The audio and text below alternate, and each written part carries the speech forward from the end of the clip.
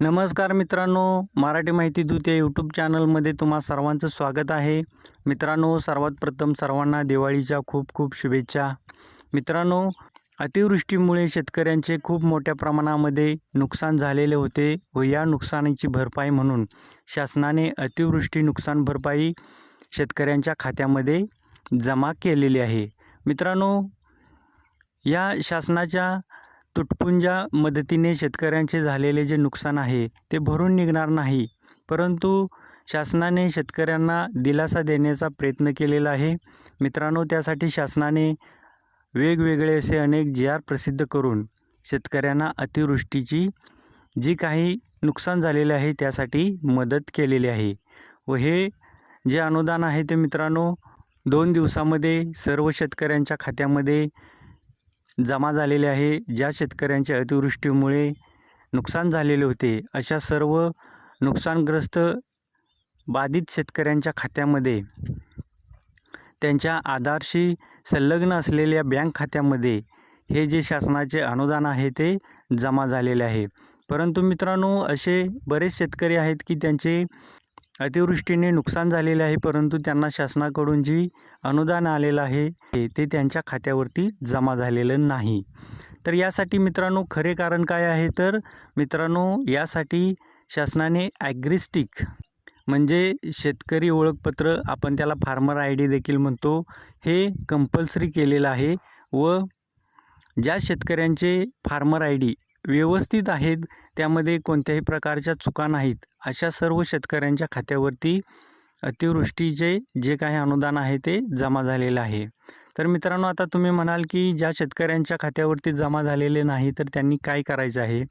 तर मित्रांनो, ज्या शेतकऱ्यांनी फार्मर ID काढलेले नाहीत किंवा ज्या शेतकऱ्यांच्या फार्मर IDमध्ये काही चुका असतील, म्हणजे त्यांच्या आधारवरचे नाव किंवा जमिनीच्या 7/12वरचे नाव याच्यामध्ये बदल असल्यामुळे त्यांच्या फार्मर IDमध्ये काही अडचणी येऊ शकतात, त्यामुळे त्यांना हे जे अतिवृष्टीचे नुकसान भरपाईचे जे अनुदान आहे ते त्यांच्या खात्यामध्ये जमा झालेलं नाही.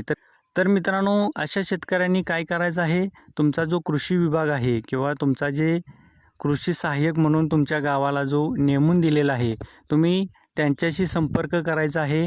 त्यांच्याकडे नुकसानग्रस्त शेतकऱ्यांची यादी आहे. प्रत्येक शेतकऱ्यांच्यासाठी एक नंबर किंवा एक कोड जनरेट झालेला असतो, तो तुम्हाला देतील व ज्या शेतकऱ्यांच्याकडे फार्मर ID नाही त्यांनी तो नंबर घेऊन आपल्या जवळपासच्या CSC सेंटरवरती, आपले सरकार सेवा केंद्रावरती किंवा कॉम्प्युटर सेंटर आपल्या जवळ असेल त्या ठिकाणी जाऊन E-KYC करायची आहे. कारण ज्या शेतकऱ्यांचे फार्मर ID नाहीत त्यांना E-KYC करावी लागणार आहे.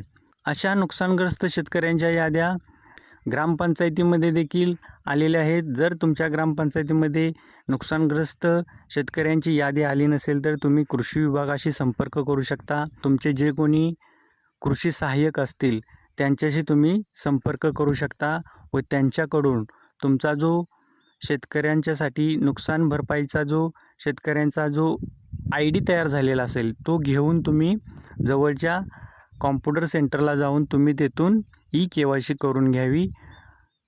तुमचे जे काही अनुदान असेल ते तुमच्या खात्यामध्ये जमा होऊन जाईल. त्यासाठी मित्रांनो, आपण या अगोदर देखील आपल्या चॅनलवरती व्हिडिओ बनवलेले आहेत की शेतकऱ्यांना फार्मर ID हे शासनाने कंपल्सरी केलेले आहेत. शासनाच्या ज्या काही योजना असतील त्यांचा लाभ घेण्यासाठी शेतकऱ्यांना फार्मर ID खूप महत्त्वाचा आहे. त्यासाठी तुम्ही आपल्या चॅनलवर जाऊन त्या व्हिडिओची माहिती पाहू शकता व ज्या शेतकऱ्यांनी फार्मर ID काढलेले नाही त्यांनी लवकरात लवकर आपल्या जवळच्या कॉम्प्युटर सेंटरवरून फार्मर ID बनवून घ्या, कारण शेतकऱ्यांच्यासाठी तो खूप महत्त्वाचा आहे. तर मित्रांनो, शेतकरी बांधवांच्यासाठी अतिशय महत्त्वाची अपडेट होती. मित्रांनो, हा व्हिडिओ जास्तीत जास्त आपल्या सर्व शेतकरी बांधवांना शेअर करा, जेणेकरून त्यांना या गोष्टीची संपूर्ण माहिती मिळेल व आपले शेतकरी बांधव शासनाने दिलेल्या अतिवृष्टीच्या नुकसान भरपाईपासून वंचित राहणार नाहीत. चला तर मग भेटूया मित्रांनो पुढील नवीन व्हिडिओमध्ये अशीच एक महत्त्वाची नवीन अपडेट घेऊन.